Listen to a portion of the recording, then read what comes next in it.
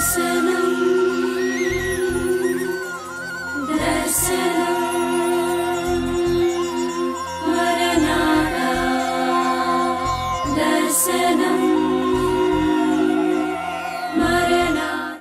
అది జ్యేష్ఠత్వ హక్కు అయ్యేది. అది దాని జ్యేష్ఠత్వ హక్కు. పెద్దవాడైనందున ఇంటికి అది గౌరవార్థంగా కొంత అది కష్టపడ్డాడని చెప్పి వీళ్ళందరూ పెళ్ళిళ్ళు అయ్యేదాకా వాడు కష్టపడ్డాడని చెప్పి అట్లా ఉంది అన్నది నేను విన్నాను మా కుటుంబాల్లో. అలాగే జ్యేష్ఠత్వ హక్కు అని ఉండేది. సో అదైనా కావచ్చు, లేదా ఒకవేళ ఎందుకు ఉన్నది ఇద్దరే కాబట్టి ఒకవేళ ఆయన ఇద్దరిని దీవిస్తే పోయేది పిలిచి, మరి ఎందుకు అది మనకు తెలియదు, మనకు పూర్తిగా. ఓకే, అలా పెట్టుకుని ఆయన ఏదో అలా చేశాడు అనుకోండి, ఆయనేమో పెద్దోడిని దీవిస్తానని చెప్తే అంటే ఇప్పుడు ఈ చిన్నవాడిని పిలిచింది, ఒరే మీ నాన్న అన్నయ్య దీవిస్తానరా వేటమాసం తెమ్మన్నాడు అడవికి వెళ్ళి.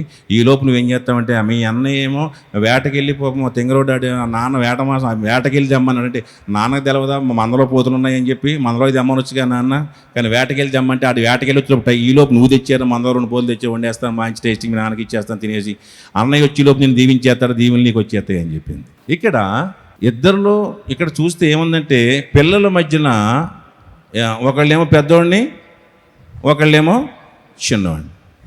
ఇది చాలా తప్పు. ఇది కుటుంబాల్లో ఒకవేళ అలా ఉన్నట్లయితే కనుక ఈరోజు చెప్తున్నాను, చాలా తప్పు అది.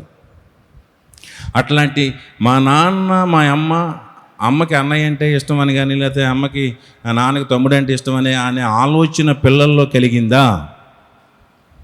పిల్లలు దానికి కారణం మీరే అవుతారు. ఆ నేరారోపణ మీ మీదే ఉంటుంది. ఎన్నడు ఎన్నడు ఎన్నడు మా అమ్మకి మేము ఇద్దరూ చెప్పాలి. ఏమని తెలుసా? మా అమ్మకి మేము ఇద్దరం అంటే ఇష్టం అని చెప్పాలి. నాన్న దగ్గరికి వెళ్తే మా నాన్నకి మేమంటే ఇష్టం అని చెప్పి వీడు చెప్పాలి, ఇద్దరూ చెప్పాలి. చిన్నప్పుడు చెప్పేవారు పిల్లలు తెలియదు. ఇప్పుడు చెప్పమంటే ఏం చెప్తారు తెల్లగా. చిన్నప్పుడు అడిగితే నీకు అమ్మ అంటే ఇష్టమా నాన్న అంటే ఇష్టం అంటే దొంగేదాలు ఇద్దరు అంటారు. అలా కాదురా, ఏదో ఒక పేరు చెప్పారంటే సత్యం చెప్పరు వాళ్ళు. ఇప్పుడు చాలా తెలుగు ఇద్దరు ఇష్టం అంటారు. అది ఎప్పుడూ చెప్పగలిగేలాగా చూసుకోవాల్సిన బాధ్యత మనది. Praise the lord. మనం చచ్చేదాకా ఎప్పుడు అడిగిన వాళ్ళకి పెళ్ళిళ్ళు అయిన తర్వాత అయినా నీకు అమ్మ అంటే ఇష్టమా నాన్న అంటే ఇష్టమా, మన కొడుకుని పోయి వాళ్ళ పిల్ల పుట్టాకని అడిగితే మాకు మీరు ఇద్దరు అంటే ఇష్టం అమ్మ నాన్న అని చెప్పగలగాలి. అంటే అటువంటి వ్యత్యాసం ఎక్కడ కూడా. ఒక్కోసారి ఏంటంటే పెద్దోడు మాట అని చెప్పి ఆడ వేస్ట్ అని చాలా పక్కలు కూడా అలాగే చెప్తారు. దౌర్భాగ్యం ఏంటంటే ఆయన మనసుల్లో అలా ఉంటే పోయా, పక్కన ఎవడన్నా అలాంటి వాడు వస్తే ఆడు పెద్ద వేస్ట్ ఎన్నచాడండి ఈ బాగుంటాడు, చిన్నప్పుడు బాగా చదువుతాడండి ఇదండి. ఆడు ఏమైపోతాడు పక్కన చెప్పండి. ఆడు కుళ్ళిపోయి కుళ్ళిపోతాడు లోపలాడు. అలాగే ఇప్పుడు చెప్పుకోడు. ఎవడికి ఉండే టాలెంట్ వాడికి ఉంది, ఎవడికి ఉండేటువంటి సామర్థ్యం వాడికి ఉంది. ఆ మాత్రం ఆడు అలాగే ఇలాగని చెప్తే అసలు నిన్న అనాలి. ఆడు అలాగే ఎందుకు అయ్యాడు, ఇది ఇలాగ ఎందుకు అయ్యాడు, మనల్ని అనాలి, తల్లిదండ్రులను అనాలి. మంది లోపం అవుతుంది అక్కడ. ఎందుకు అయ్యారు అలాగ వాడిని? సో ఇక్కడ రెబ్కా చూపించినటువంటి వ్యత్యాసం, మరి ఇస్సాకు కూడా వ్యత్యాసమే అనాలో మరి మరొక చోట దాని గురించి నేను సందేహిస్తున్నాను. ఎందుకంటే అక్కడ జ్యేష్ఠత్వం అన్నాడు కాబట్టి కొంచెం ఇస్సాకు కూడా వ్యత్యాసం చూపించాలని భయపడుతున్నాను. కానీ ఒకవేళ ఏదైనప్పటికీ దాన్ని పక్కన పెడితే ఇద్దరు కూడా వ్యత్యాసం. ఒకటేమో పెద్దవాడిని దీవిస్తానని చెప్పాను నాన్న అంటే, చిన్నవాడికి ఆ దీవుని చిన్నోడు కొట్టేసేలాగా తల్లి ఏర్పాటు చేసింది. ఇటువంటి విషయాలు మన కుటుంబాల్లో ఉన్నట్లయితే మనము మన బిడ్డల్ని నష్టపోతాం. ఒకడిని మన మీద బాధను అక్కస్సును పెంచుకునే వాళ్ళకి ఎవరినో ఒకటి మనమే తయారు చేసుకుంటాం.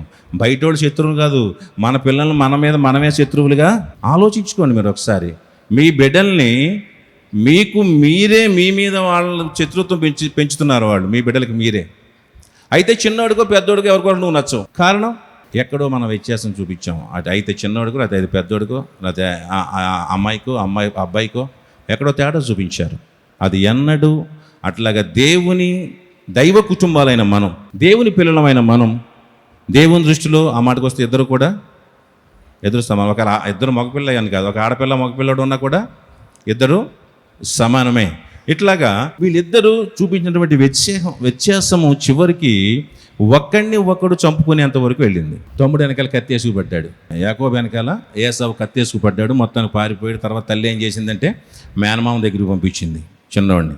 ఎవరెవరు నేను ఎక్కడుంటే మీ అన్నయ్య హెత్తాడో చంపేసేలా ఉన్నాడు, ఇప్పుడు రౌద్రం మీద కోపంతో ఉన్నాడు, కాబట్టి నువ్వేం చేస్తావంటే అర్జెంటుగా నా అన్నగారు అయిన వాడు ఉన్నాడు లాబాన్, నా అన్నగారు లాబాన్ ఉన్నాడు, ఆ ఊరు వెళ్ళిపో మా అన్నకి చెప్తానని చెప్పి అమ్మ పంపించిందని చెప్పాను. చిన్నోడిని మేనమామ దగ్గరికి పంపించేసింది. ఆడక్కడ 3 ఏళ్ళు 27 దిక్కుమాలు బతుకంతా అక్కడ బతికాడు. అమ్మాబాబు దగ్గర ఉండి అమ్మాబాబుకి పని చేయలేదు కానీ మాంగారి దగ్గరికి వెళ్ళి అడ్వాన్స్ సాకిరీ చేశాడు ఆడు.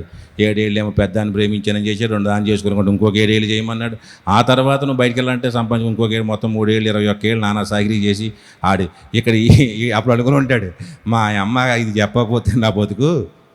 వాళ్ళ అమ్మను కూడా తిట్టుకుని మా అమ్మ చేయబట్టే మా నాన్న దగ్గరికి దొంగతనంగా వెళ్ళి హాస్పిటల్ తీసుకోమంటే నాకు ఈ కర్మ వచ్చి ఇక్కడ పారిపోయి వీడి దగ్గర పాలేరుతానం చేసి 3 ఏళ్ళు 21 ఏళ్ళు అమ్మ బాబు లేకుండా అన్నదమ్ములు లేకుండా మాంగారింటికాడ సాకిరీ చేయాల్సిన కర్మ వచ్చిందని చెప్పాడు. వాళ్ళ అమ్మను కూడా తిట్టుకుని ఉంటాడు. ఆ తర్వాత ఇంత సంపాదించుకుని ఎదురొస్తూ ఉంటే చివరికి మళ్ళీ అన్నగారికి కత్తెట్టుకుని ఎదురొస్తున్నాడని తెలిసింది.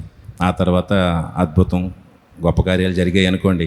ఆ తర్వాత ఎంతటి దారుణం అంటే ఆ కారణం చేత చివరికి ఏసావు మళ్ళీ చాలా ఆశీర్వాదం పొందుకొని వాడు అయిపోయాడు. ఆ సంతానం అంతా వ్యర్థమైపోయింది. సో ఒకటి అంటాం కదా, ఇద్దరు పిల్లలంటే 2 కళ్ళు ఏ కను పోయినా మనకి బాధే కదా. అలా ఏసావు సంతానమే శపితమైనటువంటి సంతానంగా అట్లు దేశదిమ్మర అయిపోయినట్లుగా అట్లాగా అయిపోయింది ఏసావుది. కానీ ఏదేమైనా ఇట్లాగా కుటుంబ జీవితంలో ఇక్కడ వీళ్ళిద్దరు దంపతుల నుంచి మనం నేర్చుకోవాల్సిన విషయం ఏదైనా ఉంది అంటే గనక ఏంటని చెప్పండి, అది పిల్లల మధ్యలో వ్యత్యాసాన్ని మనం కనుపరచకూడదు.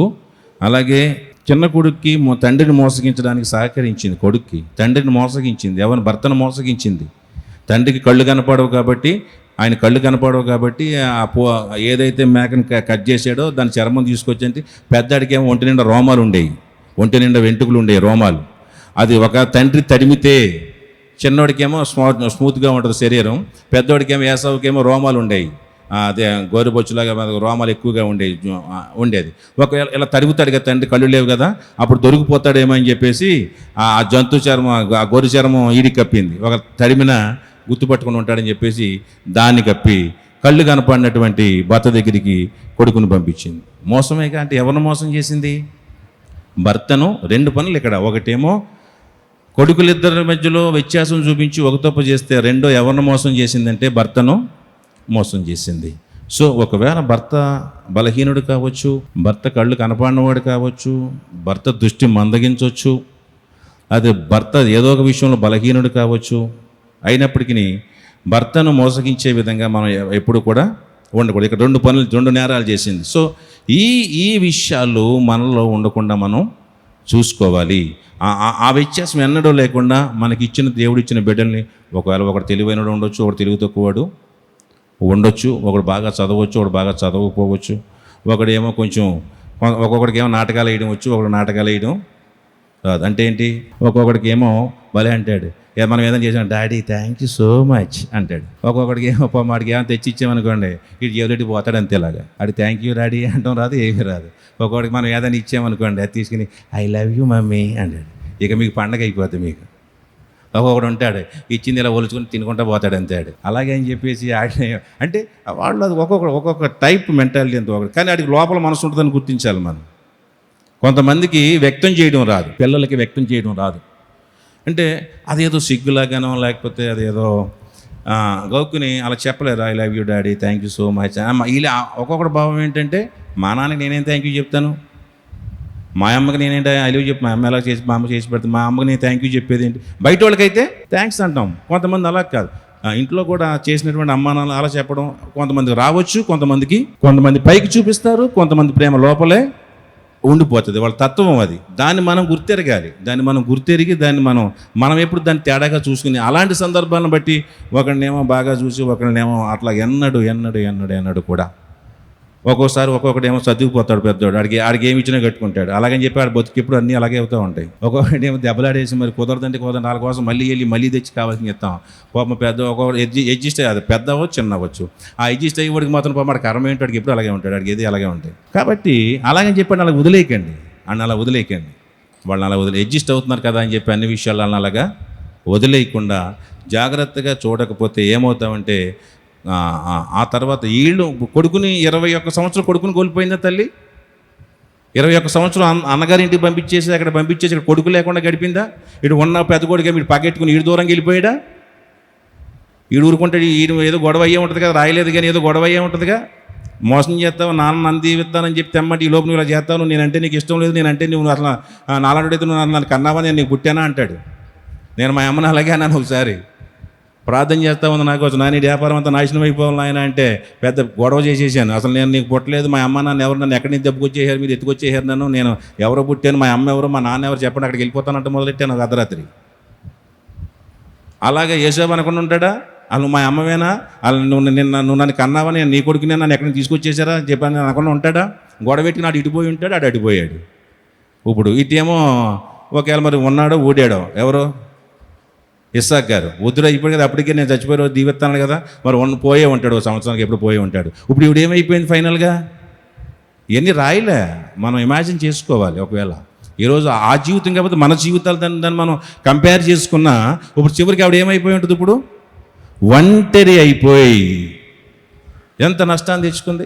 వీళ్ళిద్దరి నుంచి నేర్చుకోవాల్సిన విషయం మనం ఏమైనా ఉన్నట్టయితే ఈరోజు క్రైస్తవ కుటుంబాలుగా, దేవుని భయభక్తులు కలిగిన కుటుంబాలుగా మనం ఏమైనా నేర్చుకోవాలని ఒక సందర్భం ఈ దంపతుల నుంచి ఉండి మన కుటుంబాలు దీవించబడాలని నేర్చుకోవాలని ఏమందంటే ఉన్న బిడ్డల మధ్యలో వ్యత్యాసం ఏనాడు మనము చూపించకూడదు. అది తండ్రి అయినా తల్లి అయినా ఇద్దరు కూడా సమానంగానే చూడాలి. సో ఇక్కడ చివరికి పాఠం ఏంటంటే భార్యాభర్తలు ఇద్దరు కూడా ఒకే మాట మీద ఉండాలి. ఇద్దరు అనుకోవాలి, మన బిడ్డలిద్దరిని ఇలా చూద్దాం, మన బిడ్డలిద్దరికి ఇది కొందాం, మన పిల్లలిద్దరికి ఇది చేద్దాం అని చెప్పి భార్యాభర్తలు ఇద్దరు కూడా ఒకే అనుకుని చేయాలి. ఇప్పుడు ఏం చేస్తాడు, నాన్న చేస్తాడు, పెద్దోడికి ఏదో ఇష్టం అని చెప్పి వెళ్ళేసి ఆయన ఏదో ఒకటి కొనుక్కొచ్చేస్తాడు. చిన్నోడికి ఇష్టం కాదని చెప్పి పెద్దోడి దగ్గర అమ్మాయిలు చిన్నోడికి ఏదో కొనుక్కొస్తూ ఉంటుంది. తప్పది.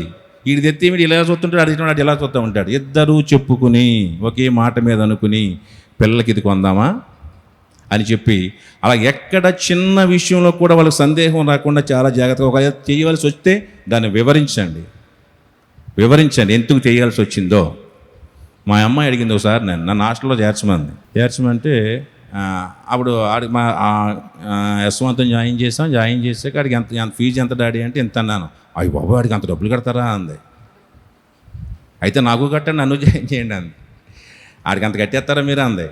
ఏమ్మా ఇది ఏమన్నా లడ్డు ఉన్నా సున్నుండి అనుకున్నామంటే ఆడికి అంత ఎట్టేసి నీకు ఇంత పెట్టకపోతానికి, ఆడికి ఆ డబ్బులు ఖర్చు పెట్టి చదివించాల్సిన టైం వచ్చింది ఆడికి, అంత ఇప్పుడు ఆడికి కట్టించాం. తర్వాత నీకు రోజు ఒకవేళ ఆ పరిస్థితి వచ్చి నిన్ను అక్కడ జాయిన్ చేయాలి, నీకు ఆ క్లాసుకు నువ్వు వచ్చేసరికి అప్పుడు నీకు కడతాము అంతే తప్ప ఇది ఏదో సున్నుండిలాగా ఆడికి అంత ఎట్టేసారు నాకు ఎంత పెట్టలేదంటే నువ్వు బాధపడిపోతాక ఏమీ లేదమ్మా నేను. ఓహో ఓకే రైట్ అంది. అది చెప్పకపోతేనేమో ఆడికి అన్ని డబ్బులు చదివించేసారు నన్ను ఏమో ఇక్కడ అంటే ఇక్కడ నేను నాకు 40,000 కడుతున్నారంటే అదేదో తక్కువలాగా అనుకుంటారు. సో అట్లాగే దాన్ని వివరించి చెప్పాలి దాన్ని. సో ఏమైనా ఇద్దరు కలిసి ఏం చేసిన ఇద్దరు పిల్లలకి ఇద్దరు సమానంగా ఆలోచించేయాలి. రెండోది పిల్లల పెంపకంలో ముక్కుసూటితనం అవసరం. ముఖమాటం ఏమి ఉండకూడదు. వీడంటే ఇష్టమని చెప్పి వీడు బాధపడతాడని చెప్పి వీడు అట్టు అవుతాడని వీడు పిట్ అవుతాడని చెప్పి ఈ మధ్యన ఇది ఏమనంటే ఏమని అనుకోండి ఆడు అట్టు అవుతాడు జాగ్రత్తగా ఏమి ఆ దగ్గర అనుకో అట్టు అయితే డబల్ అట్టు అవుతాడు ఏమవుతుంది ముక్కుసూటితనం. వాళ్ళకి విషయాన్ని మనం తెలియచేయకపోతే విషయాన్ని మనం వాళ్ళకి అర్థం చేసుకోవడానికి చెప్పకపోతే వాడు హట్ అవుతాడని ఫీల్ అవుతాడని చెప్తే వాడు ఎప్పటికి రేపొద్దున చాలా విషయాలు అలాగే అయితే రేపొద్దున బతుకు నాశనం అయిపోతుంది. ఒక్కొక్కసారి నేను చెప్పిన అవమానాన్ని తట్టుకోగలిగే స్థాయిలో కూడా మన బిడ్డలను పెంచాలి. ఈ లోకంలో అవమానాలు ఎదురవుతాయి, ఈ లోకంలో చిన్న చూపు ఎదురవుతుంది మన బిడ్డలకి ఎక్కడో చోటున. రేపు వాళ్ళు ఎదిగే సమాజంలో వాళ్ళు ఉద్యోగం చేసే ఆఫీసులో వారు వ్యాపారం చేసే చోటున వారు ఇరుగు పొరుగులోనో వాడు బతికే చోట ఎక్కడో చోటున వాడికి చిన్న చూపు ఎదురవుతుంది. వాటిని ఒక్కొక్కసారి చిన్న చూపు చూస్తారు, ఒక్కోసారి వాడిని తక్కువ చేసి చూస్తారు, వాడిని రకరకాలుగా ఒక నిందలు పడవచ్చు, మాటలు పడవచ్చు. అలాంటి చోట్ల కూడా తట్టుకోగలిగినట్లుగా ఇంట్లోనే వాడికి తర్ఫీదు అవ్వాలి. అవసరమైతే ఏమీ లేకుండా ఇంట్లో నువ్వు హట్ అవుతాడని పెంచితే రేపు నువ్వు చూసినట్టు బయట చూడాల్సిన అవసరం లేదు కదా. నీ బిడ్డలో హట్ అవుతారని చెప్పేసి నువ్వేదో సున్నితంగా పెంచితే రేపు సమాజంలో బయటోడికి ఏంటి అవసరం? వాడు మాట్లాడాల్సిన మొహం మీద మాట్లాడేస్తాడు రేపు పొద్దున్న. అప్పుడు వీడు లాక్కుని పీకుని చేస్తాడు. వీడు ఈరోజు ఎంతోమంది అలాంటి సమాజంలో బయట ఎదురైనప్పుడు, నిందలు ఎదురైనప్పుడు, చిన్న చిన్న సమస్యలు ఎదురైనప్పుడు ఆత్మహత్యలు చేసుకుని చచ్చిపోతున్నా తట్టుకోలేక. అంత సున్నితంగా ఆడేదో అట్టు అవుతాడని చెప్పి సున్నితంగా పెంచడం అవసరం లేదు. అవసరమైతే తనలో ఉన్న లోపాన్ని చెప్పి దాన్ని తట్టుకోగలిగేటువంటి స్థాయిలో వాళ్ళని పెంచాలి. మనం తట్టుకోవాలి చెప్పాలి. వాడు తట్టుకోలేకపోతే ఏడ్చినా చెప్పాలి, నిజాన్ని చెప్పాలి, వాళ్ళు ఉన్న లోపాన్ని చెప్పాలి. అవసరమైతే ఏడ్చినా సరే ఇది తప్పు అని చెప్పాల్సిందే వాడికి. వాడు ఏడుతాడని చెప్పి అని వాడు చేసేదాన్ని రైట్ అని చెప్తే రేపు సమాజం రైట్ అని చెప్పదు కదా. నువ్వు రైట్ అని నువ్వు కన్నావని నీకు ప్రేమ ఎక్కువ నువ్వు రైట్ అని చెప్పినప్పుడు సమాజం రైట్ అని చెప్పదే. దాన్ని తట్టుకోగలిగేలాగా బిడ్డల్ని ముక్కుసూటితనంగా జాగ్రత్త, బ్యాలెన్స్. అలాగని చెప్పేసి ఎరగబడిపోయినట్టు కాదు, అన్నిట్లో చాలా బ్యాలెన్స్ ఉండాలి. అలాగా మనం ఈ విషయం మనం నేర్చుకోవలసిన వారు అయి ఉన్నాం. 2 విషయాలు. ఒకటి కుటుంబ జీవితం ఆశీర్వదించబడాలంటే మీకు ఏదైనా మీ భర్త వల్ల మీకు లోటు వస్తే మీరు అడగాల్సింది ఎవరిని? ఎందుకనంటే మీ భర్తను మీకు ఇచ్చింది దేవుడే అని నమ్మండి. మీ భార్య వల్ల మీకు ఏదైనా ఇబ్బంది కలిగితే, నష్టం, బాధ కలిగితే మీరు అడగాల్సింది ఎవరిని? ఎందుకంటే భార్యను మీకు ఇచ్చింది దేవుడే కాబట్టి ఆమెను బట్టి దేవుడిని అడగండి. ఒకవేళ మీ ఇద్దరు కుటుంబాలు ఏమైనా లోటు వచ్చిందా, ఇటు ఇలా అమ్మాబాబుని అంటాం కదా, అలా అమ్మాబాబుని బిడ్డలు పుట్టలేదని చెప్పేసి ఈ నెల్లి అలా అమ్మా నాన్న అని, లేదు మీ అబ్బాయి వాళ్ళ లోపం అని చెప్పేసి ఏలమ్మా నాన్న అని చెప్పేసి అనడం కాదు. కానీ ఏదో అంటే కేవలం బిడ్డలని కాదు నేను అనేది. ఒకవేళ ఇంకో ఆర్థిక సమస్యలు రావచ్చు. మీరు ఆస్తులు ఏమి ఇచ్చారు, మీ అమ్మ నాన్న ఏమి ఇచ్చారని, నువ్వు ఆయనని, మీ అమ్మ నాన్న ఏమి ఇచ్చారు, నువ్వు వీవిండని అనేదానికంటే మా ఇంట్లో ఉన్న ఆర్థిక పరిస్థితులు నాయన మేము ఎదుర్కోగలిగే పరిస్థితిని మాకు ఇవ్వునని చెప్పి మీ ఇద్దరు కలిసి ఎక్కడికి వెళ్ళాలి? దేవుడి పాదాల చెంతకి వెళ్ళండి. దేవుడు సమస్యను తీర్చేవాడే ఉంటాడు. మీ కుటుంబం ఆశీర్వదించబడుతుంది. హల్లెలూయా. అలాగే ఇస్సాకు దేవుడి దగ్గరికి వెళ్ళాడు. కుటుంబాన్ని దేవుడు బిడ్డల చేత ఉన్న లోటు కోసం వెళ్ళాడు. ఆ లోటు తీర్చి వాళ్ళిద్దరిని ఫలింపచేశాడు. అలాగే నేర్చుకోవాల్సింది ఏంటంటే అలాగ పొందుకున్న బిడ్డలని ఇద్దరిని వ్యత్యాసంగా చూడకుండా చాలా జాగ్రత్తగా బ్యాలెన్స్గా పెంచి దేవునికి అక్కడికొచ్చి బిడ్డలుగా మన ఇద్దరు బిడ్డలను కూడా, ఇద్దరుంటే ఇద్దరు, ఒకరుంటే ఒకరు, దేవుని కొరకు దేవునికి అక్కడికి వచ్చినట్లుగా పెంచాలి. వ్యత్యాసం చూపిస్తే ఆ కుటుంబం పతనం అయిపోద్ది. అది దేవుడికి మహిమ కాదు. ఎందుకంటే దేవుణ్ణి అడిగి పొందుకున్నారు వాళ్ళు కూడా. దేవుణ్ణి అడిగి పొందుకున్నటువంటి గర్భఫలం ఇవాళ అలాగైపోతే, ఒకడు అలాగా ఒకడు ఇలాగైపోతే దేవుడికి ఏం ఆశీర్వాదం? రేపు ఏమంటారు? లేకపోతే దేవుణ్ణి అడిగావు, దేవుడు ఇచ్చాడన్నావు, ఇవాళ ఎలాగైపోయారంటే వీళ్ళు? దేవుడే ఇచ్చాడని చెప్పావుగా నువ్వు. చెప్తాం కదా మళ్ళీ మేము ప్రార్థన చేసామండి, 7 ఏళ్ళండి, 8 ఏళ్ళండి, 10 ఏళ్ళండి, దేవుడు ఇచ్చాడండి, సరే రైట్ మంచిదాన్ని ఊరంతా చాటింపేస్తాం, సాక్ష్యం చెప్తాం కదా. అతను అలా తయారైతే నువ్వు దేవుడు ఇచ్చాడని చెప్పావు కదా ఆ రోజు, దేవుడు ఇచ్చిన ఇలాగెందుకు అయ్యారంటే? సో జాగ్రత్త. కుటుంబాలు ఆశీర్వదించబడాలంటే బిడ్డల పెంపకంలో అటువంటి వ్యత్యాసం ఉండకూడదు. సో నెక్స్ట్ జంటకు మనం వెళ్ళబోతూ ఉన్నాం. బోయాజు, రూతు. చూడండి, రూతు గ్రంథం 1వ అధ్యాయం 16వ వచనం 17వ వచనం చదివితే, అందుకు రూతు, నా వెంబడి రావద్దని నన్ను విడిచిపెట్టుమనియు నన్ను బ్రతిమాలు కొనవద్దు. నీవు వెళ్ళి చోటికి నేను వచ్చేదను, నీవు నివసించే చోటనే నేను నివసించదను. నీ జనమే నా జనము, నీ దేవుడే నా దేవుడు. నీవు మృతి పొందు చోటను నేను మృతి పొందెదను, అక్కడనే పాతి పెట్టబడెదను. సరిపోతుంది. తర్వాత రూతు 4వ అధ్యాయం 9 నుంచి 13 చదవమా. రూతు 4:9-13. బోయజు ఎలెమెలకునకు కలిగినది యావత్తును, కిల్యోనుకును మహ్లోనుకును కలిగినది యావత్తును నయోమి చేతి నుండి సంపాదించి తినని నేనన్నందుకు మీరు ఈ దినమున సాక్షులై ఉన్నారు. మరియు చనిపోయిన వాని పేరట అతని స్వాస్థ్యమును స్థిరపరచునట్లును, చనిపోయిన వాని పేరు అతని సహోదరుల నుండి అతని స్థలం యొక్క ద్వారం నుండి కొట్టివేయబడక ఉండినట్లును, నేను మహ్లోను భార్య అయిన రూతును మోయాబీయురాల్ని సంపాదించుకొని పెండ్లి చేసుకొనిచున్నాను. దీనికి మీరు ఈ దినమున సాక్షులై ఉన్నారని పెద్దలతోనూ ప్రజలందరితోనూ చెప్పెను. అందుకు పురద్వారం నుండి ప్రజలందరూ. సరిపోతుంది. ఈ విషయం అంతా మనకు కూడా తెలిసిందే కదా. అయితే దాంట్లో మెయిన్ విషయాలు నేను వెళ్తాను.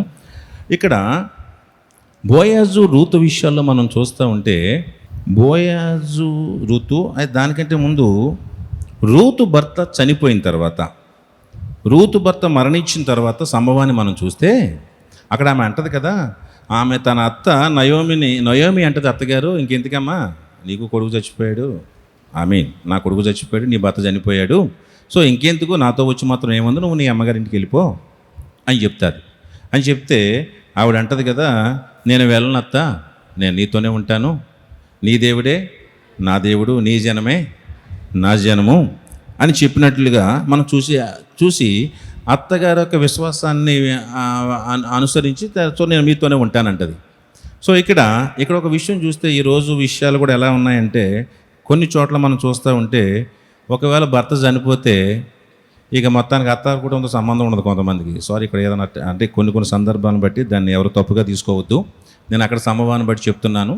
ఒకవేళ కొన్ని పరిస్థితుల్లో ఒకవేళ అత్తగారు సరిలేకపోతే ఒకవేళ ఇంకోటి ఉంటాయి, అవన్నీ నన్ను తప్పు పట్టకండి. కానీ ఇక్కడ ఏం జరిగిన సంభవాన్ని మాత్రం, బైబిల్ సంభవాన్ని మాత్రం చెప్తున్నాను, జాగ్రత్తగా గమనించండి. ఇక్కడ కొన్ని చోట్ల మనం చూస్తూ ఉంటాం, ఎలా ఉంటామంటే, ఇక భర్త కనుక చనిపోతే ఇక అత్తగారి కుటుంబంతో మనకు సంబంధం లేదు అన్నట్టుగా, వాళ్ళ దారి వాళ్ళది, నా దారి నాది అన్నట్లుగా ఇక వెళ్ళిపోయే వాళ్ళు కూడా చాలామంది ఉన్నారు. పట్టణం వాళ్ళు కూడా చాలామంది ఉన్నారు. కొంతమంది ఇక్కడ నేను కేవలం అలా వచ్చేసిన వాళ్ళు ఎవరన్నా ఉన్నా వాళ్ళని తప్పు పట్టట్లేదు, రాకుండా ఉన్న వాళ్ళ గురించి దాన్ని నేను చెప్పట్లేదు. ఎందుకంటే ఒకవేళ కుటుంబాల యొక్క పరిస్థితులను బట్టి ఆధారపడి ఉంటాయి అవి. దాన్ని మీరు ఎవరు క్రాస్ చేయొద్దు. అనొచ్చు అలాగంటే అలాగ అని చెప్పి. ఎందుకంటే ఒక్కోసారి ఆ కుటుంబ పరిస్థితులు వాళ్ళు కొంతమంది అత్తగారి కుటుంబం వదిలేస్తుంది, కొడుకు చనిపోతే వదిలేస్తారు. అలాగని చెప్పేసి ఈవిడ వచ్చేయచ్చు. ఒకవేళ లేదు వీళ్ళే వాళ్ళ అత్తగారిని మాంగాని వదిలేసి వెళ్ళిపోయిన కూడా ఉంటారు. కాబట్టి ఇక్కడ 2 రకాలు ఉంటాయి. దాన్ని బట్టి దాన్ని వేరేగా ఆలోచించకుండా ఇక్కడ ఏదేమైనా ఇక్కడ నేను రూతు విషయం చెప్పాల్సి వస్తే ఏం చేసిందంటే వదిలిపెట్టి వెళ్లకుండా అత్తగారిని వెంబడించి అత్తగారితో పాటే ఉంది. కానీ ఈరోజు అలాగ ఉంటారు చాలామంది. ఇంకా అక్కడతో వాళ్ళతో సంబంధం తెగిపోయింది, ఇంకా అత్తగారి కుటుంబం వాళ్ళతో మన సంబంధం తెగిపోయింది అనుకున్నట్టుగా కొంతమంది ఉంటారు. కానీ ఇక్కడ ఈవిడ ఏం చేసిందంటే ఇక నీతిగా అమ్మాయి ఈవిడ ఏం చేసిందంటే అత్తగారిలో ఆ విశ్వాసాన్ని చూసి ఇంకా నీతోనే నా జీవితం అని చెప్పి వచ్చి అత్తగారిని కూడా కొడుకు లేకపోయినంత మాత్రాన కొడుకుని భర్తనిచ్చిన తల్లిని ఎందుకు వదిలేయాలి అనుకుందో ఏమో. భర్త లేడు, భర్త లేకపోతే మరి ఆవిడకున్న భర్త ఎవరి ద్వారా వచ్చాడు? ఈవిడ వల్లే కదా దొరికాడు. సో అలా ఆయన లేనంత మాత్రాన ఈ బంధం ఎలా దిగిపోతుంది అనుకుందో. 2 ఈవిడ నమ్మిన దేవుని చూసింది. అక్కడ అత్తగారి ప్రవర్తన కూడా అలా ఉంది. అట్లాగే ఉండడం వల్ల ఆవిడ వెంబడించిందో ఏం చేసిందో, మొత్తానికి ఏం చేసిందో వదలకుండా ఆవిడ వెంబడించి వెళ్ళి ఆవిడతోనే కష్ట నష్టాలు పడడం ద్వారా అక్కడికి ఈవిడ కూడా వద్దులేమ్మా ఎందుకు నాతో ఇంకెందుకు అని వెళ్ళిపోయి నువ్వు ఒక దారి చేసుకోమని చెప్పింది. కానీ ఇక ఆవిడ మొత్తానికి అమ్మాయి వినకుండా వచ్చి వెళ్ళినందువల్ల దేవుడు ఆమెను దీవించిన విధానం అత్యద్భుతం. ఈవిడి పట్ల కూడా ఒక ప్రణాళిక ఉంది అక్కడ.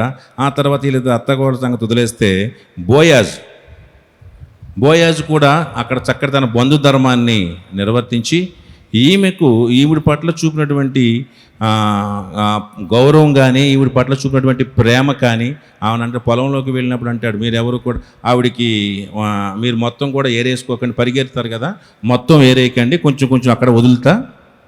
వరిచేలో చేను పనులు కడతా ఉన్నప్పుడు కొద్దిగా మిగిలిపోతే వెనకాల ఏరుకునే వాళ్ళు కూడా ఉంటారు, ఏరుకుని అవి ధాన్యం పోగేసుకునేవారు పూర్వకాలు. అలాగా ఒక్కొక్కడు ఏం చేస్తాడు మొత్తం శుభ్రంగా ఊడిసేస్తారు ఒకటి కూడా కనపడకుండా. ఇక వెనకాల ఏరుకుంటాకి వెళ్ళినోడు కూడా ఏమీ దొరకదు. కానీ బోయాజు అన్నాడు, ఈవిని చూసి అంటాడు, బోయాజు రూతుతో నా కుమారి నా మాట వినుము, వేరొక పొలములో వేరుకొనుటకు పోవద్దు, దీనిని విడిచిపోవద్దు, ఎచ్చట నా పనికత్తెల యొద్ద నిలకడగా ఉండుము, వారు కోయి చేను కనిపెట్టి వారిని వెంబడించుము, నిన్ను ముట్టకూడదని యవ్వనస్తులకు ఆజ్ఞాపించి ఉన్నాను. నీకు సరిపోతాం. ఇక్కడ ఎప్పుడైతే బోయాజుకి వీళ్ళకి బంధుత్వం ఉంది, బోయాజుకి రూతుకు కూడా వీళ్ళకి బంధుత్వం ఉంది. ఆ బంధుత్వాన్ని బట్టి ఈమెను ఆ పరిస్థితి నుంచి విడిపించడానికి బంధువులు ఎవరు ముందుకు రాకపోతే బోయాజు ముందుకు వచ్చాడు. వచ్చిన తర్వాత రూతును చూడగానే అంటాడు, అమ్మ నువ్వు ఇంకెక్కడికి, అందరి పొలాలు నువ్వు తిరగాల్సిన అవసరం లేదు, కానీ ఇక్కడ ఈ పొలంలో నువ్వు ఉండు అని చెప్పి పని వాళ్ళకి ఏం చెప్పాడంటే, రాబాయ్ కాస్తంత వీళ్ళు ఎక్కడెక్కడ పొలం కోస్తారో అక్కడికి నువ్వు, అంటే ఆయన చాలా పెద్ద రైతు, ఆయన చాలా పొలాలు ఉన్నాయి, ఎక్కడెక్కడ ఈరోజు ఈ చేలోకి వస్తే రేపు ఇంకో చేలోకి వస్తారు, వాళ్ళు ఎక్కడికి వస్తావు నువ్వు అక్కడికి వెళ్ళి మిగతా పొలాలు వెళ్ళక్కర్లేదు నువ్వు, అక్కడ నీకోసం వీళ్ళకి చెప్పాడు కొంచెం వదలండి అబ్బాయి అమ్మ అని చెప్పి వాళ్ళకి చెప్పాడు. సో 2 జాగ్రత్త, ఆవిడ జోలికి ఎవరు ముట్టొద్దు అని చెప్పినట్లుగా మనం చూస్తూ ఉన్నాం. అట్లాగే ఆమె కూడా ఆయన చెప్పినటువంటి మాట విని అక్కడ ఎక్కడికి వెళ్ళకుండా అక్కడే ఆ మాట కట్టుబడి అక్కడే ఉన్నట్లుగా, ఆ తర్వాత ఆమెను విడిపించి ఆయన్ను వివాహం చేసుకుని మరలా ఆవిడకు ఒక జీవితాన్ని ఇచ్చినట్లుగా మనం చూస్తూ ఉన్నాం. ఇక్కడ భర్త మరియు భార్య పరస్పరము విధేయత మరియు ప్రేమతో ఉండాలి. వీళ్ళిద్దరి జీవితంలో మనం చూస్తే కనుక విధేయత చూపించింది ఆయన చెప్పిన మాటలకు చెప్పినట్టుగా వింది, అంటే విధేయత చూపించింది. అలాగే ఆమె పట్ల బోయాజ్ ఏం చూపించాడు? ప్రేమను చూపించాడు. సో ఎప్పుడు కూడా భార్య భర్త మాట వినేదిగా ఉండాలి. స్త్రీలారా మీ భర్తలకు లోబడి ఉండండి అని దేవుడు చెప్పినటువంటి ఆజ్ఞ అది. అదేమీ సలహా కాదు, అది సలహా వేరు ఆజ్ఞ వేరు. ఖచ్చితంగా స్త్రీలు తన భర్తలకు లోబడాలి, ఇది ఆజ్ఞ, ఖచ్చితంగా ఉండాల్సింది అది. అలాగే పురుషులకు దేవుడు ఆజ్ఞ ఏమి ఇచ్చాడంటే, పురుషులారా మీ భార్యలను ప్రేమించండి. ఇది కూడా సలహా కాదు, బాబు మీకు వీలైతే కొద్దిగా ప్రేమించండి, అదే వీలైతేనే, అలాంటిది కాదమ్మా ఇది. నీకు వీలైనా అవ్వకపోయినా ఏం చేయాలి? ప్రేమించాలి. వీళ్ళు చూసుకుని ప్రేమిస్తానంటే కుదరదు. వీళ్ళు చూసుకుని ప్రేమించడానికి ఇదేమి సలహా కాదు, దేవుడిచ్చింది, ఆజ్ఞ ఇచ్చాడు. అలాగే భార్యకి చెప్పాడు, లోబడండి. కుదిరితే లోబడమ్మా. ఈరోజు అమ్మ బాబు చెప్తే కొంచెం కుదిరితే లోబడమ్మా. తల్లిదండ్రులు కూతుళ్ళకు చెప్పాల్సిన మాట, నీకు కుదిరినా కుదరకపోయినా మీ ఆయనకు లోబడమ్మా, లోబడు. సో ఇక్కడ దేవుడు చెప్పింది ఏంటంటే, బాబు నీ భార్య నీకు లోబడిన ఎడల నీవు ప్రేమింపవలను అనలేదు. బాబు స్త్రీ, నీ భర్త నిన్ను ప్రేమించిన ఎడల నీవు లోబడి ఉండవలను అనే వాక్యం లేదు అక్కడ. ఏముంది అక్కడ చెప్పండి? ఆమె లోబడడంతో సంబంధం లేదు. ఆవిడ లోబడటం గురించి నువ్వు ప్రేమించక్కర్లేదు. లోబడకపోయినా నువ్వు ప్రేమించాలని నీకు ఆజ్ఞ. ఆవిడని ప్రేమించకపోయినా నీ తత్వం ఏంటంటే లోబడాలంతే. ఈ రెండు తత్వాలు ఉండాలి. ఇట్లా బోయాజు అలాగే రూతు విషయాల్లో మనం నేర్చుకోవాల్సిన విషయం ఏంటంటే, వాళ్ళిద్దరు కూడా రూతమ్మ విధేయత చూపించింది, బోయాజు ఆమె చాలా బాగా చూసుకున్నాడు, చాలా బాగా ప్రేమించాడు, చాలా బాగా చూసుకున్నాడు. మీరు అలాగ లేకపోతే కనుక ఏమవుతుందో తెలుసా? ఈ ఎఫెక్ట్ వాళ్ళ మీద పడుతుంది. ఎలా ఉన్నాయంటే ఇలా కాదు, ఇది కాదు, అది కష్టమైన నష్టమైన నిలిచి ఉండాలి. ఆస్తులు ఉన్నా లేకపోయినా, ఉన్నాయి పోయినా, ఊడిపోయినా, ఏమన్నా మొదట్లో ఉన్నాయని చెప్పిన తర్వాత లేకపోయినా, ఏమైనా సరే చివరికి ప్రేమ, నిజమైన యథార్థమైన ప్రేమ కలిగి ఒకరిని ఒకరు ఉండాలి. అటువంటి విధంగా ఉంటే క్రైస్తవ కుటుంబాలు ఎప్పుడు ఆశీర్వదించబడతాయి, దేవుడు ఆశీర్వదిస్తాడు. అటువంటి కుటుంబాలు కూడా మనం చేస్తూ ప్రార్థన చేసుకుందాం తల్ల ఉంచినట్లయితే. స్తోత్రము నాయన, పరిశుద్ధుడా, కృప కలిగిన దేవా, నీకు వందనాలు నాయన. ఈరోజు కుటుంబాలు పతనం అయిపోయే పరిస్థితులు వచ్చాయి. విలువలు మంటగలిసిపోతూ ఉన్నాయి. స్వార్థపూరితమైనటువంటి లోకంలో ప్రేమికుల మధ్యలో స్వార్థపూరితమైనటువంటి ప్రేమ ఉంటే వేరు, కానీ భార్యాభర్తల మధ్యలో కూడా స్వార్థపూరితమైన ప్రేమ ఉండడానికి వీలు లేదు. ఆ మాటకు వస్తే ఎక్కడ స్వార్థపూరితమైన ప్రేమ ఉండడానికి వీలు లేదు. అవసరాలకు అనుగుణంగా ప్రేమించేది కాదు భార్యాభర్తల బంధం. అవసరాలను బట్టి ప్రేమించేది కాదు, అందాన్ని బట్టి ప్రేమించేది కాదు, సౌకర్యాలను కల్పిస్తే సౌకర్యాలను బట్టి ప్రేమించేది కాదు ప్రేమ. కష్టమైన నష్టమైన మనం ప్రమాణం చేసాం కదా, వ్యాధి ఎందును, బాధ ఎందును, కలిమి ఎందును, లేమి ఎందును నీతోనే కలిసి ఉంటామని, నీ బాధల్లో నీతో కలిసి ఉంటాను. ఇదిగో నువ్వు సంపాదించకపోయినా నీతో కలిసి ఉంటాను. సంపాదించినప్పుడు ఉన్నాను, సంపాదన లేనప్పుడు ఉంటాను. నీకు అందం ఉన్నప్పుడు నిన్ను ప్రేమించాను, అందం లేనప్పుడు ప్రేమిస్తాను. నీకు ఆరోగ్యం ఉన్నప్పుడు ప్రేమించాను, ఆరోగ్యం లేనప్పుడు ప్రేమిస్తాను. వస్తువాహనాలు బట్టి కలిగేది కాదు ప్రేమ. అది దేవుడేసిన బంధం. నేను దేవా, నీ మహిమ కొరకు నాయనా, నీ ఉండమన్న చోట ఉంటాను. నీ మహిమ కొరకు నాయన నేను బతుకున్నట్లు సహాయం చేయి. మా కుటుంబ జీవితాలు కట్టండి నాయనా. మా బిడ్డల విషయంలో జ్ఞానం మాకు దయచేయి. ఎక్కడైనా ఒక బిడ్డలను మేము ఏదైనా ఒక బిడ్డకు మా మీద ఏదన్నా తెలియక వాడికి అసంతృప్తి ఉంటే నాయన, మేము తెలియక ఏదైనా ఒకరిని ఎక్కువ తక్కువగా మాట్లాడుంటే, తెలియక ఒకరిని ఎక్కువగా తక్కువగా చూస్తుంటే, గాయపడిన మా బిడ్డల హృదయాలు కట్టండి తండ్రి. మా బిడ్డల మనసులో ఎక్కడ నొచ్చుకుంటే వారి గాయాలు కట్టండి నాయన. బిడ్డల్ని ఇరువుని సమానంగా ప్రేమించగలిగే కృపను, సమయస్ఫూర్తిని, జ్ఞానమును మాకు ఇచ్చి దేవా, నా కుటుంబము నీకు మహిమకరంగా ఉండాలి ఈ లోకంలో. ఇదిగో నా నీ సంఘానికి నీవు ఇచ్చిన క్రైస్తవ ఈ కుటుంబాలను బట్టి నీకు వందనాలు. ఈ కుటుంబాలన్నీ నేను గణపరచు కుటుంబాలుగా ఉండాలి. నీ వాక్య ప్రకారం కట్టుకుంటూ జీవిస్తూ ఆశీర్వదించబడిన క్రైస్తవ కుటుంబముగా ఈ కుటుంబాలు కట్టబడుతూ తల్లిదండ్రుల వల్లే బిడ్డలిద్దరి మధ్యలో తగులు రాకూడదు నాయన. అటు కృప కనికర మహదైశ్వరుడు మాకు అనుగ్రహించి మా ఈ సంఘంలో ఉన్న కుటుంబాలను, ఆధ్యాత్మిక కుటుంబాలను, క్రైస్తవ కుటుంబాలను దీవించి నీ గొప్ప కార్యాలు చేయమని, నీ నామానికి మహిమ తెచ్చుకోమని యేసు నామములో అడిగి వేడుకుంటున్నాం తండ్రి. ఆమేన్.